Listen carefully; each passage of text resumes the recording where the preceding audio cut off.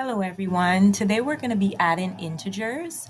We're going to be using red, make sure I red chips to represent negative integers, and we're going to be using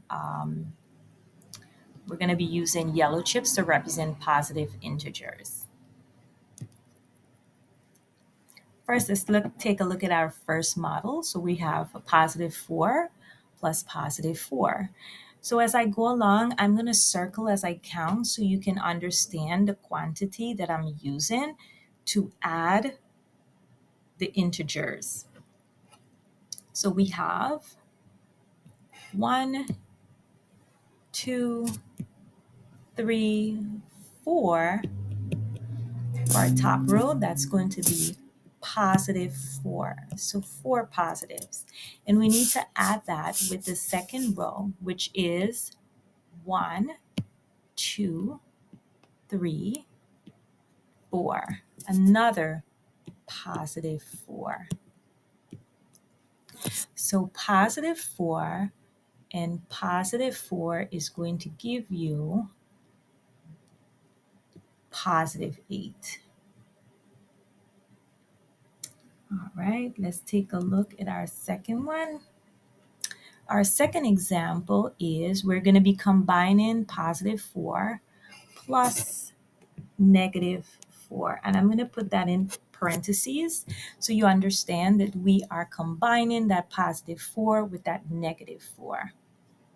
So our first row is going to be, that was a little big. So our first row is 1, 2, 3, 4 yellows. So these 4 yellow chips are positive is going to represent positive 4 because we have 4 positives. In our second row, we need to combine that positive 4 with negative 4. So we need 4 negatives. 1, 2, 3, 4 negatives. So negative 4. Whenever we are combining negatives and positives, a positive cancels a negative and a negative cancels a positive. So let's go ahead and cancel out those positives and negatives. So plus cancel out with negative, another one cancels out, another group cancels out, and the last group cancels out. So now we're left with 0 chips. So positive 4 and negative 4 is going to give you 0. When the signs are different, if you notice here, the signs are different. We have a positive and we have a negative. When the signs are different, we're going to subtract. And we should keep the sign of the larger absolute value. In this case, there's no larger absolute value because both quantities we have here, have a positive 4 and we have a negative 4. So it's just going to be 0. Let's go ahead and take a look at another example. So we have positive 4 plus negative 2. I'm going to put that in parentheses. So I need to combine 4 positives, which is 1, let me make sure, sorry, which is going to be 1, 2, 3, and 4. Positive 4 or 4 positives. We're going to combine that with negative 2 or 2 negatives. 1, 2. So that's going to be negative 2 or 2 negatives.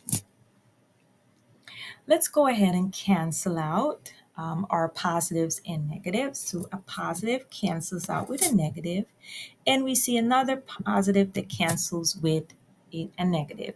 So we have 2 positives remaining.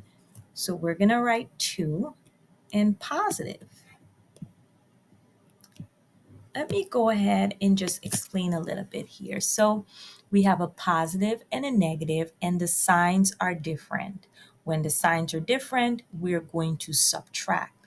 So 2 subtracted from 4 is going to give me 2.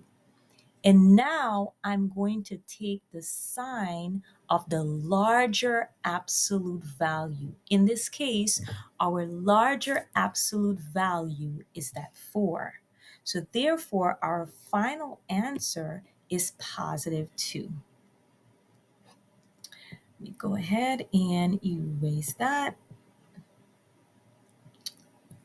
Positive 2. Negative 2, and our final answer is positive 2. Whereas our previous model, our answer is 0.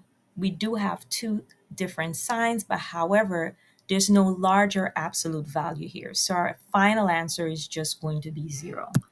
Let's take a look at another model. Here we have negative 4 or 4 negatives plus negative 4 or another 4 negatives. We're going to combine those two integers. So 1, 2, 3, 4 is equal to negative 4 or 4 negatives.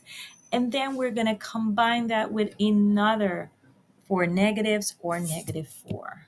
1, 2, 3, 4.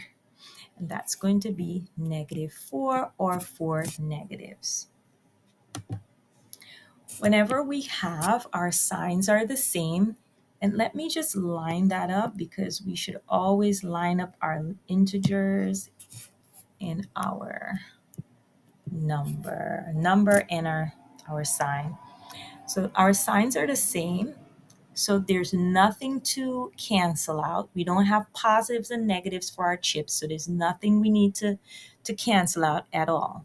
So our 4 and our another 4 we have, and we're going to add those two numbers. And the reason why we're going to add those two numbers is because the signs are the same. So we have a negative and a negative. So we're going to put back that negative because when the signs are the same, you're going to put back the sign and you're going to add the number. So 4 plus 4 is 8. So our answer is negative 8. And if you like, if you count all of these chips, you're going to see this. It's 8 negatives or 8 chips altogether, and the sign is negative. So it's negative 8. Let's go ahead and take a look at our last example. Here we have, and we can leave this just like that because we don't have two signs that's right next to each other. So we don't necessarily need to put it in the parentheses. That it's okay.